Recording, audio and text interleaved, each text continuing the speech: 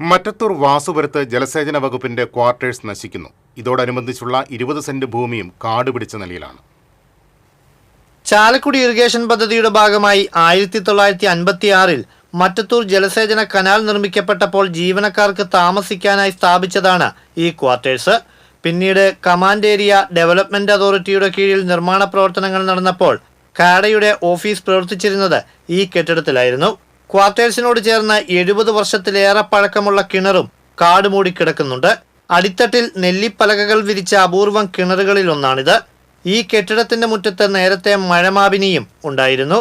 കാഡ office നിർത്തലാക്കിയ ശേഷം കുറച്ചുകാലം തെരഞ്ഞെടുപ്പ് കാലത്ത് പോളിംഗ് സ്റ്റേഷനായി ഈ കെട്ടിടം ഉപയോഗിച്ചിരുന്നു. എന്നാൽ 1.5 പതിറ്റാണ്ടോളമായി കെട്ടിടം അവഗണനയിലാണ്. ഇതോടനുബന്ധിച്ചുള്ള ചുറ്റുമതിൽ കെട്ടിയ സ്ഥലത്തേക്കും അധികൃതർ തിരിഞ്ഞു നോക്കുന്നില്ല. കെട്ടിടത്തിന്റെ ഓടുമേഞ്ഞ മേൽക്കൂര ജീർണിച്ച് ഏതു സമയവും നിലംപൊത്താവുന്ന അവസ്ഥയിലാണ്. ഈ സ്ഥലം ഏതെങ്കിലും പൊതുസ്ഥാപനത്തിനായി ഉപയോഗിക്കണമെന്നാണ് ആവശ്യമുയരുന്നത്. TCV കൊടകര.